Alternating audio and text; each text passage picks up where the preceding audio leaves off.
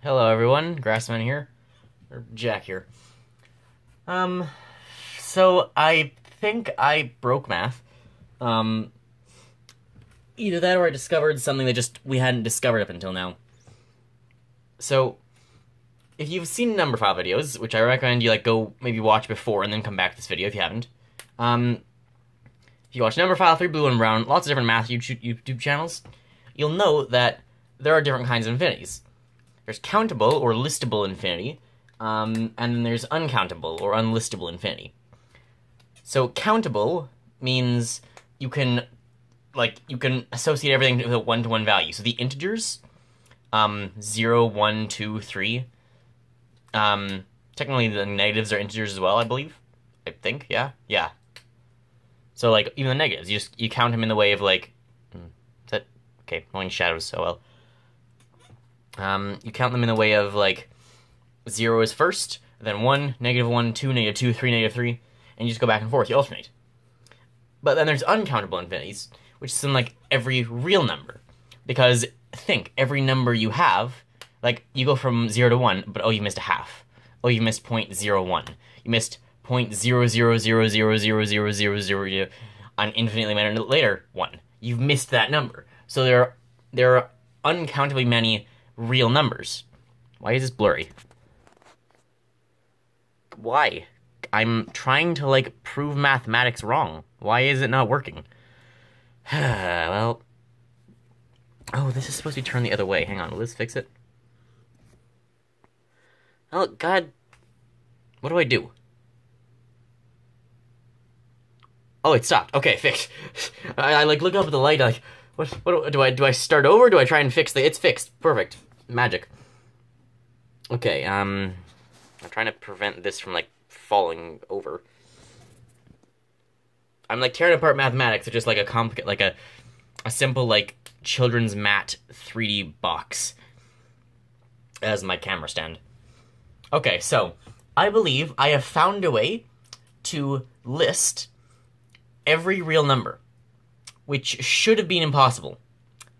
I also believe I found a way for what was, at least from what I heard, a level of the Hilbert Hotel that is also uncountable. But we won't get into that today, because I think I might have done something wrong in the first place.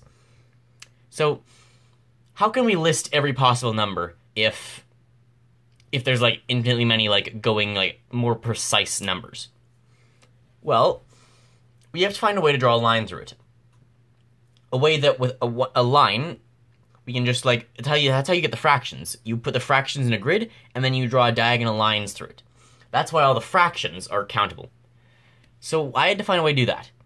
So first off, for every number, we have both positive and negative, but the negative don't matter, because as soon as we get a positive number, we immediately cross off the negative. With everything except 0, we will immediately go negative. So if we start 0 just going integers, it's we go 0, 1, -1, 2, -2, 3, -3. We immediately get the negative after we get the positive. We do that for every number, and now negatives are out of the way. So what we start with is if we look at the number line. We have the number line, we have infinity one way, infinity the other way, and infinity more precise going downwards. We've now kind of folded it in half, basically. We've only got infinity out in one direction, which is off to the right. So I won't draw anything yet. But we've only got... It's we've folded the number line from a normal left to right number line, with it negative infinity to the left, positive infinity to the right. Imagine folding negative infinity up over on the right. And now... So I can kind of show with the pen without drawing something complicated. This is negative infinity. Imagine folding it like this. Now we've just got both infinities going off that way.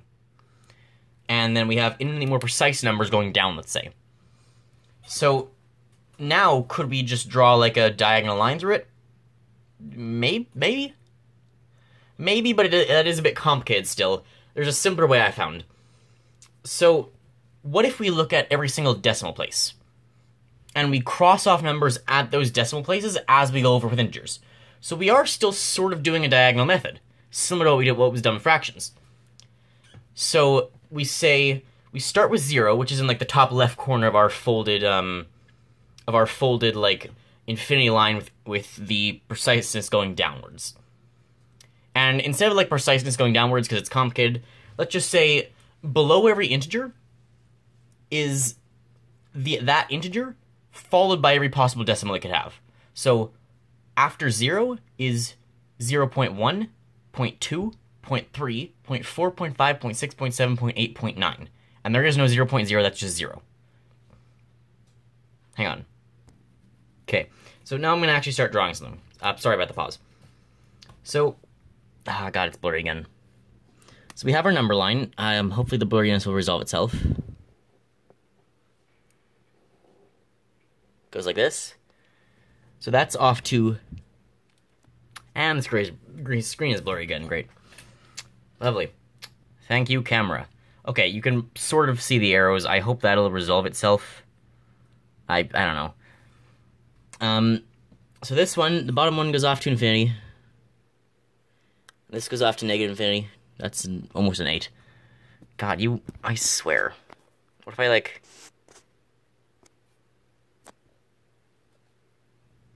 It's the light, isn't it? How do I fix that? Why is it... hang on. Okay, don't know what I did. Worked. So we get negative infinity and positive infinity. So now we have, like, the numbers. So along here is 0. Let's say this is 1. This is 2. This is 3. Dot, dot, dot. It goes on forever. So we can count the integers, but we need a way to get every decimal. So why don't we say, after we count an integer, let's count the previous one's decimal positions. So we count 0. So we'd start with 0, and then there is no previous one. So then we go 1. So we start off 0, 1, and then negative 1. And now we want to count the 0 positions. And the way I find it is just best to do the 0, and then, so we've counted 1, so count everything before with that amount of decimal places. So 1 means with 1 decimal place. So we're going to count 0.1, and negative 0.1, 0.2, a negative 0.2, dot, dot, dot. We're going to just abbreviate quickly.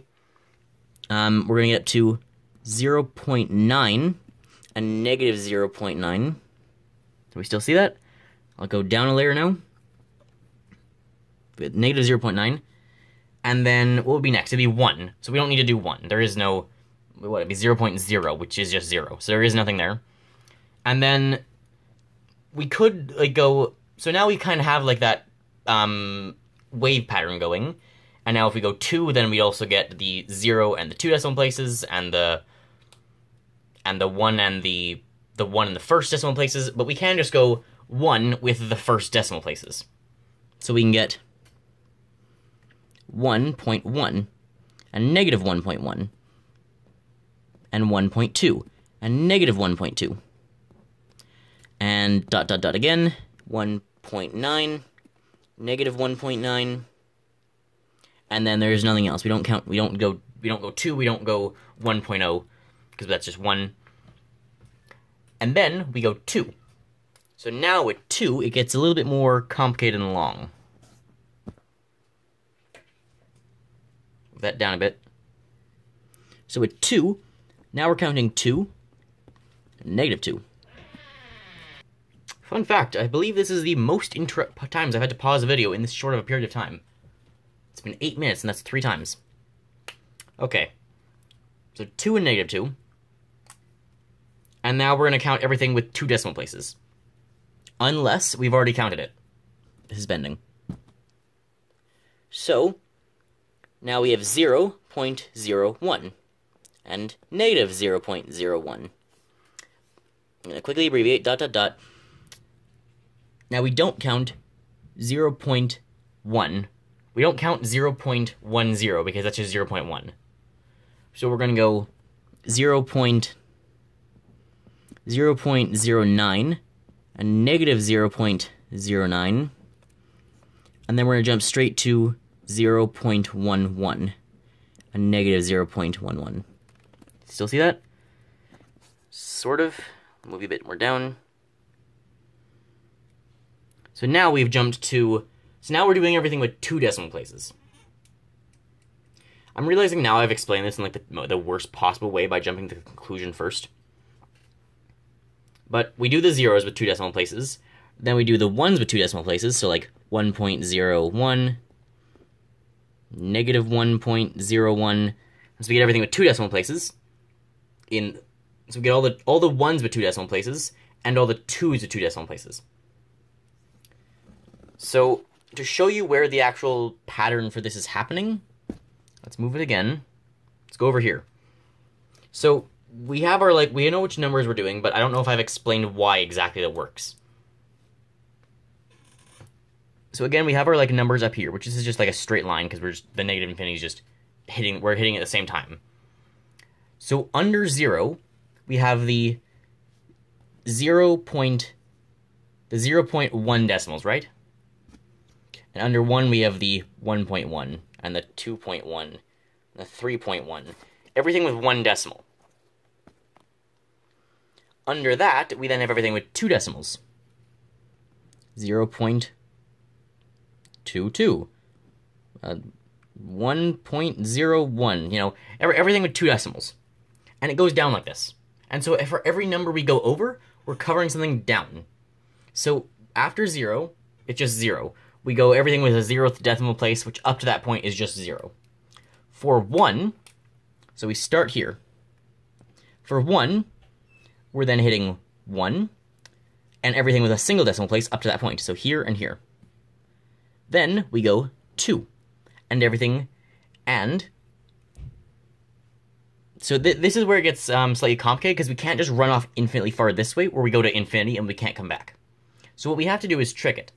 We go 2, then go back to the start for everything with 2 decimal places, so here, and here, and then when you get to 2, cover everything you missed. So that's 1 decimal place and 2 decimal places. Then, with 3, we're going to do the same thing. Start with 3, and we hit every negative number at the same time. From there, we go back to here. So 0 with 3 digits. 1 with 3 decimals. 2 with 3 decimals. And then we hit 3.1, 3 with 2 decimals, 3 with 3 decimals. Now, you could also do this in just the way where you hit, where after 3, you go 3 1 decimal, 3 2 decimal, and then every 3 decimal. So you could go you'd go, once you get to 3, you go 3, and then 3 1 decimal, 3 2 decimal, then 0 3 decimal, 1 3 decimal, 2 3 decimal, 3 3 decimal. But either way, you're building out a square. So you're building out a square pattern where you start with 0, then you get the next 3, then the next ones, the next 5, I guess, and then the next 7.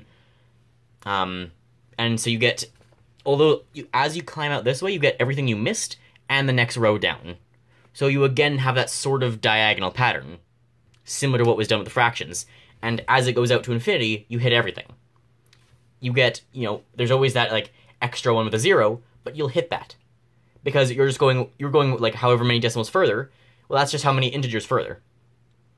And sure, the integers climb very slowly. By the time you've just hit 10, you've already gone a lot of decimals down. You'll already have you'll already have every number with 10 decimal digits after it. So you'll already have 2.5799994832, I guess. That's 10 decimals. You'll already have that number just by the time you hit integer 10. And you'll also have it all on the negative side.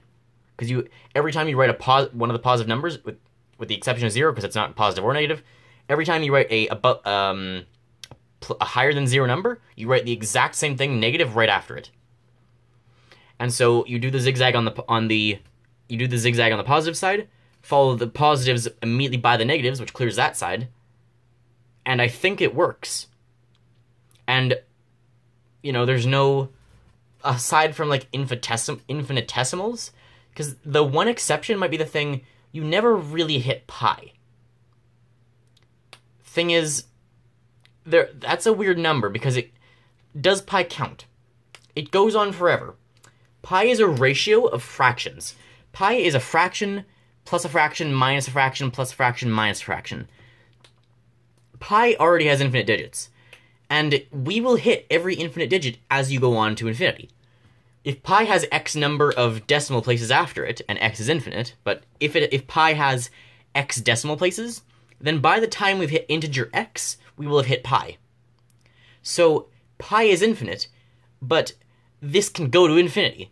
So we will find pi at the end of infinity. We will hit pi, it just because pi is infinite, it's going to take infinitely long. But we can still hit every number. Anything, if you, as soon as you put a limit on pi, pi doesn't end. But if it ends, we hit it. And again, pi doesn't end. But any specific point of pi, cutting off further decimals, we hit that. And we will always hit the next decimal of pi. That'll always be the next number we find. We have 3. We'll have the integer 3. We'll have 3.1. 3.1 is just going to be found once we do the first decimal of the 3's. 3.14, we found the second decimal of the 3's. 3.1... 3.141? 141... 145? 141, I think. That'll be hitting the fourth. And we just hit another one every time down. And the only, the only other thing is, if you've already had that number, you don't put it. So, imagine it like a tree. 1, so 0 turns into 0.1, 2, 3, 4, 5, 6, 7, 8, 9, 10. It splits 10 ways. It splits 9 ways, because you don't do 0.0. So it splits into 9 ways. Then it splits, each of those 9 split 9 ways again, so 91 different possibilities. 81 different possibilities. But we don't do 0, and then 0.0, and then 0.00. That's why it's only 81. It splits to 9, and then splits to 9 again. It's 81, not 100. Those missing 19 are ones that would have been copied. So we don't do 0.2 and then 0.20. If you were doing it like that and you needed to include the zeros, you still could. It would still work. Because then you just do include those ones. And now you're just doing it by 10. So then you just add the point zeros on the end. And you'll still hit every number. But otherwise, whenever you encounter something you've encountered before, I guess the rule is just the last number can never be a 0. The last decimal place can never be a 0. Because if the decimal place is a 0, you hit it already. But as long as the last decimal place is new, you're fine. I think that's it. You start with 0, then 1, and then you go everything with that many decimal places, and you just follow your diagonal pattern. And your last digit of the decimal always has to have, or it can't be 0, and that's it. And that, I believe that makes every number listable. That makes everything listable. Or countable. As, some people don't like to call it countable because it's not really countable, it's infinity, but countable infinity, listable infinity, whatever. I believe that makes it work. So, as far as I can tell, I win. I mean, look at me, I broke math here. Your high school math student breaks infinity. I may have done something wrong, though. So, do let me know in the comments if I did something wrong. But, yeah, I don't know. From what I can see, I believe it hits every number, and I think it does count all the rules. It hits every number, and that was the goal. That was like the only goal, right? It's not like you're not allowed to implement any it's not like you're not allowed to not have the last decimal as a 0. That's fine. And not having the last decimal as a 0 just makes sense. Because then you're just going it's like you're just going a position further that you don't really need to. You'd cut it off in any reasonable terms. So I've either missed something. I think I've missed something. And there is one more thing. Something that's supposed to prove it, which is the weird way because you can do the diagonal pattern thing and then you just change every digit. But that actually doesn't work, because assuming you've gone the same amount both ways, your vertical will always be bigger than your horizontal.